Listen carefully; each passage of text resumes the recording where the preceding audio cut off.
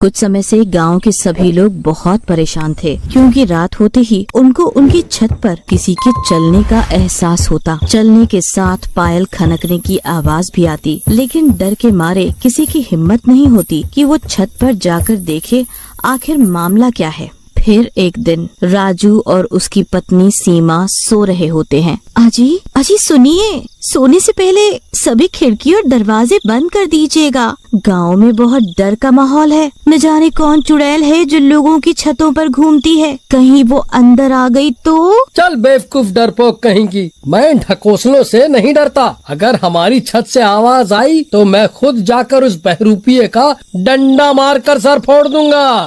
फिर रात 12 बजते ही उनकी छत से किसी के चलने की आवाज आने लगती है। अरे नौश पिटे, काली जबान के आदमी, तेरे बोलते ही आज ये हमारी छत पर आ गई। अरे बेवकूफ डरपोक मोटी औरत, सारी हिम्मत मुझ पर ही दिखानी आती है तुझे। एक बहरूपिया चुड़ैल से डर रही है, अभी रुक, मैं छत पर जाकर उसे सबक सिखाता हूँ। तू भी चल मेरे साथ। ना बाबा ना, मैं नहीं जाती। मैं अपने पैर पर खुद ही कुल्हाड़ी क्यों मारूं? मुझे अपनी जान प्यारी है, तुम ही जाओ। फिर राजू छत की ओर निकल पड़ता है। छत पर पहुंचते ही राजू की आंख फटी रह जाती है। वहाँ एक बिना सिर की चुड़ैल खड़ी होती है।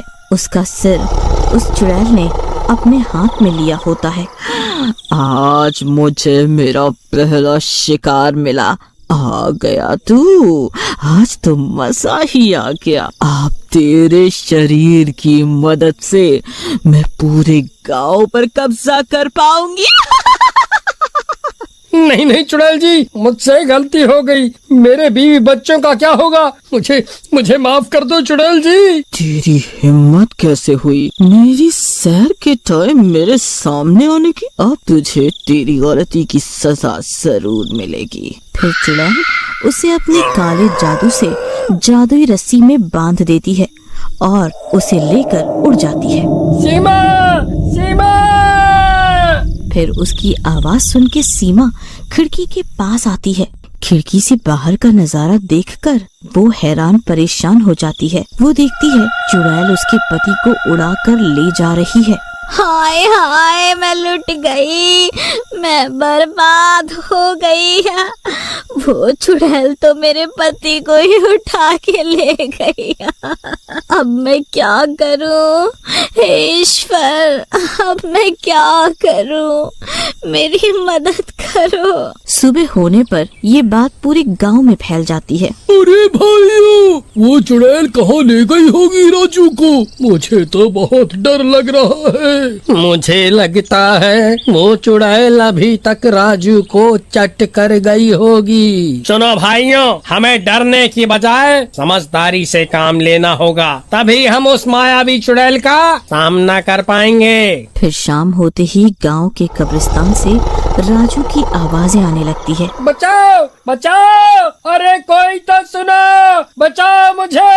ये आवाजें सुन गांव वाले हैरान रह जाते हैं। अरे ये तो राजू की आवाज है, पर इसे तो चुड़ैल उठा ले गई थी। मुझे लगता है चुड़ैल इसे उठा ले गई और यहाँ इस कब्रिस्तान में कैद कर दिया।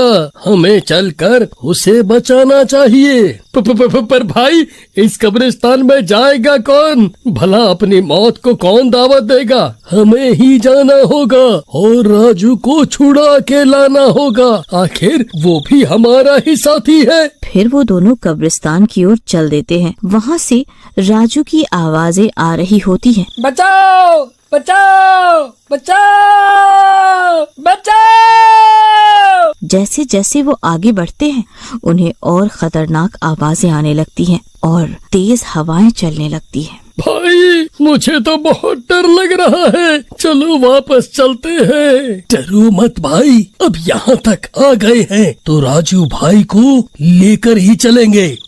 फिर थोड़ी देर में वो दोनों उस जगह पहुँच जाते हैं जहाँ से आवाजें आ रही होती हैं। वो एक कब्र होती है जिसके अंदर से राजू की आवाजें आ रही होती है। लगता है उस चुड़ैल ने राजू को लेकर इस कब्र में कैद कर दिया है। चलो इस कब्र को खोलें और राजू को बाहर निकालें। जैसे ही वो कब्र खोदते हैं वहीं हाथ से अपना सिर लिए सिर कटी चुड़ैल उनके सामने आकर खड़ी हो जाती है। वो दोनों बुरी तरह कांपने लगते हैं। अरे मर गए रे, ये क्या बला है?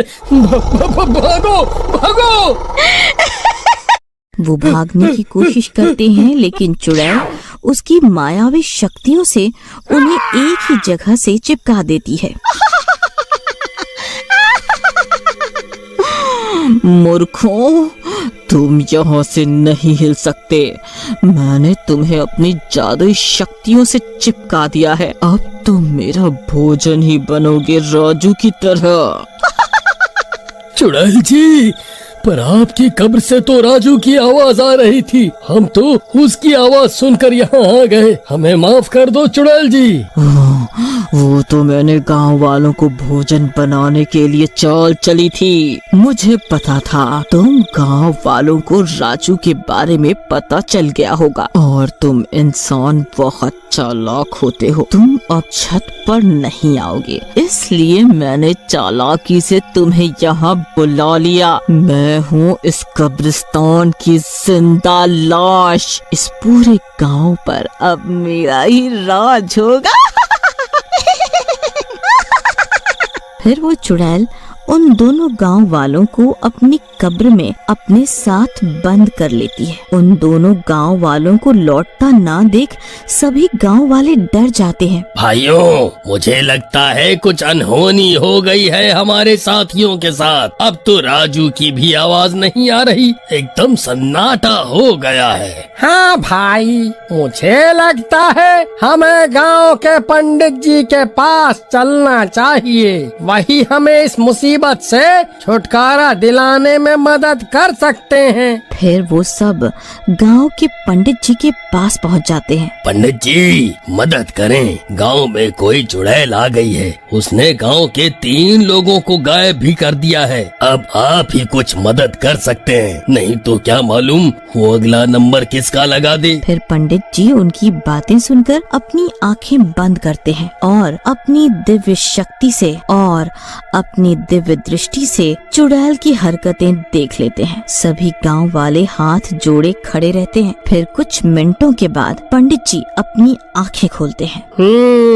गांव में एक मायावी चुड़ैल का साया पड़ चुका है। गांव के किसी उद्दंड व्यक्ति ने कब्रिस्तान में जाकर उस चुड़ैल की कब्र पर थूक दिया है, जिससे उस चुड़ैल को गुस्सा आ गया और अब वह सबकी जान की दुश्मन बन गई है। तभी पीछे खड़ा हरिया बोलता है, पंडित जी, याद आया, मुझे कुछ दिन पहले आम खाने का मन हुआ तो मैं कब्रिस्तान में लगे आम के पेड़ से आम खाने गया था। मैंने आम तोड़ा पर वह बहुत कड़वा था तो मैंने वहीं थूक दिया। ये मुझसे क्या अनर्थ हो गया, हे ईश्वर। अब जो हो गया सो हो गया। अब हमें उस कब्रिस्तान की जिंदा लाश से आजादी पानी है, नहीं तो वह सबको ही निगल जाएगी। तो हम क्या करें पंडित जी? उस चुड़ैल की जान उसकी खोपड़ी में है, जिससे वह अपने हाथों में लेकर चलती है। अगर हम उससे उसकी खोपड़ी छीन कर गाड़ दें तो वह चुड़ैल खत्म हो जाएगी। फिर अगले दिन ये आवाजें सुनकर गांव वाले समझ जाते हैं कि ये उस चुड़ैल का छल है। भाइयों,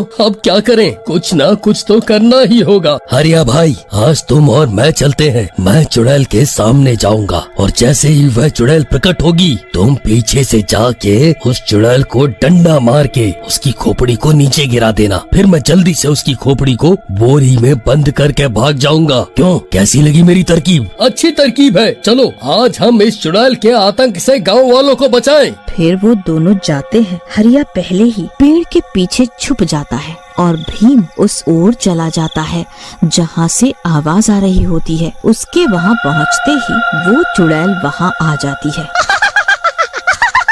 एक और शिकार, तू तो हटा कट्टा है, तुझे खाने में तो बहुत मजा आएगा।